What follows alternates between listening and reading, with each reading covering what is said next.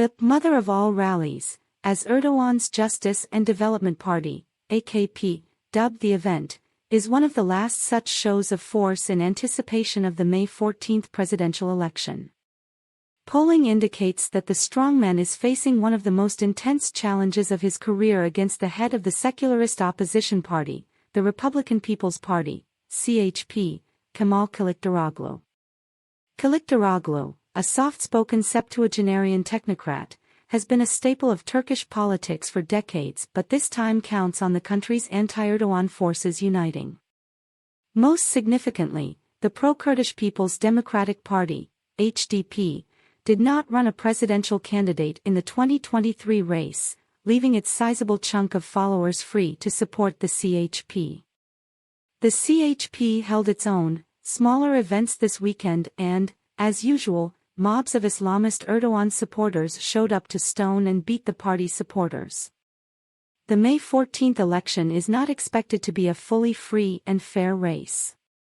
In the aftermath of the alleged failed coup against Erdogan in 2016, the Islamist regime shut down dozens of media outlets, leaving mostly pro-Erdogan propaganda mouthpieces, and arrested thousands of people on the grounds that they allegedly supported the coup, often with minimal evidence. In the aftermath of the alleged failed coup, Erdogan turned Turkey into the world's worst jailer of journalists, a title since ceded to China.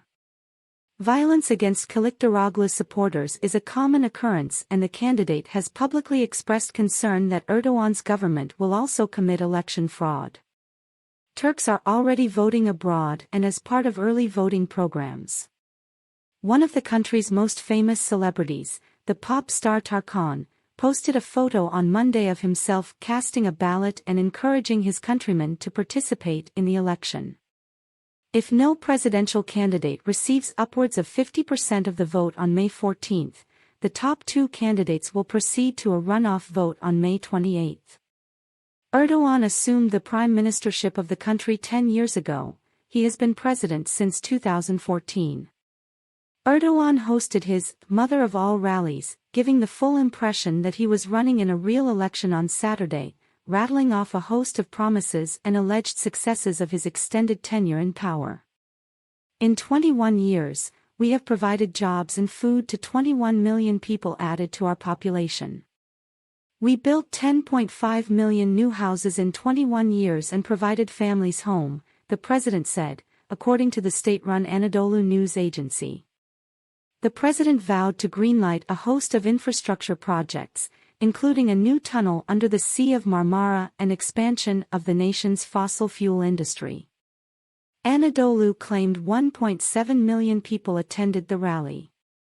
The agence France Presse, AFP, reported from the event that the claim was not unbelievable, noting that the AKP needed a tarmac at the site of the old Ataturk airport to fit so many people.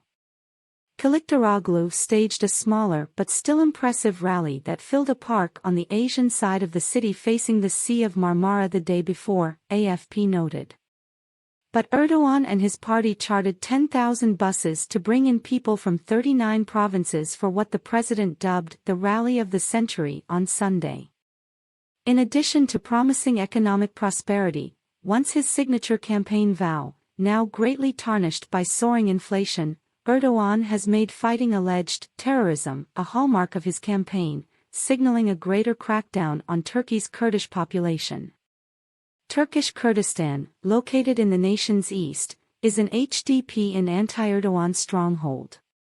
Erdogan has branded the HDP indistinguishable from the Kurdistan Workers' Party, PKK, a Marxist separatist terror group, and imprisoned much of the party's leadership, including its former presidential candidate and leader Selahattin Demirtas.